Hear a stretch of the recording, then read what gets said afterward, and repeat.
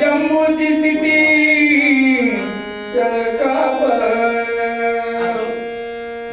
अतिशय सुंदर अशा प्रकारची रामकथा आहे आणि या ठिकाणी एक बळीयारी अतिशय चांगल्या प्रकारचे सूचक आणि वाचक आलेले आहेत. त्यांच्यासमोर थोडस बोलण्याचा प्रयत्न करतो आहे. क्षमा असावी.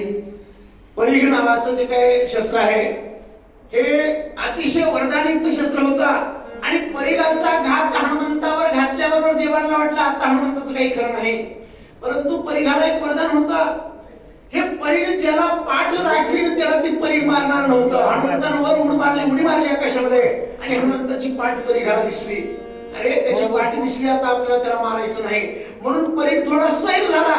सैल झाल्याबरोबर आणि हनुमंतानं शेपटीची मिठी परिघाला घातली. ते परिघ स्वतःच्या हातामध्ये घेतला. जे परिघ ज्या जम्मूनं सोडलं होतं जम्मू माळ्यानं आणि तेच परिघ हनुमंतानं हातामध्ये स्वतःच्या हातामध्ये घेतलंय आणि आता ते परिघ घेऊन हनुमंत आणि त्याच जम्मू माळ्याला मारण्यासाठी समोर आलाय. माझा परिघ हा तत्वता गेला हनुमंताचे हाताय. रावणाच्या धर्मता शस्त्र देवता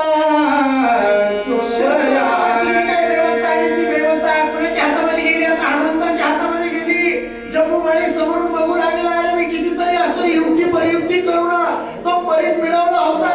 तो परिघ निकामी झाला. हनुमंतावर सोडला आपण, पण झालं काय? तो जो काय परिघ आहे आणि तो परिघ आता हनुमंताच्या हातामध्ये गेलाय. ते शस्त्र कुणी विकत आणले याला काही किंमत नसते. ते शस्त्र ज्याच्या हातामध्ये आहे त्याला किंमत असते. आता परिघ कुणाच्या हातामध्ये आहे? हनुमंताच्या हातामध्ये. आणि त्यामुळे ते परिघ आता हनुमंत त्याचा वापर करणार. याच्यामुळे तो जम्मू अस्त्र चढ कापू लागला. ऐसे जम्मू विचारी तव परिघ वाजिनला श्री रथ सारथ्याची चकचुरी जम्मूची उडी. विचार करणारा जम्मू मध्ये आता काय होतंय काय नाही. आता परिघ हनुमंताच्या हातामध्ये आहे. प्रसंग युद्धाचा आहे. अटीतटीचा प्रसंग आहे. हनुमंत हातामध्ये परिघ घेऊन वेगात जम्मूच्या अंगावर येतोय. हा विचार जोपर्यंत जम्मू करतोय वेळच नाहीये. हा बुद्धिमानामध्ये वरिष्ठ बुद्धिमान हनुमंत होता. काय करावं याला माहित होतं. समय सूचकता होती. माणूस हुशार असून उपयोग नाही. वेळेला कुशल त्याला काय म्हणायचं? कुशल बुद्धिमत्ता कशाला म्हणायचं? वेळेला जी बुद्धी आठवते या ठिकाणी बसल्याच्या नंतर दृष्टांत आठवतो त्याला कुशल बुद्धिमत्ता म्हणायचं. आणि इथं नाही आठवलं पुन्हा आठवून काय उपयोग आहे? त्याच्यामुळं इथं आठवलं पाहिजे. युद्धाच्या प्रसंगामध्ये काय करावं हे आठवलं पाहिजे. हनुमंत हा कुशल बुद्धिमत्ता वरिष्ठ होता.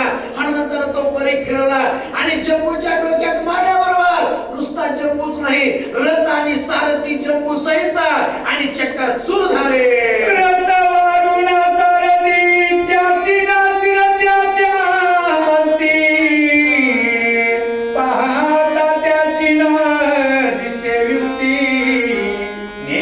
व्यक्ती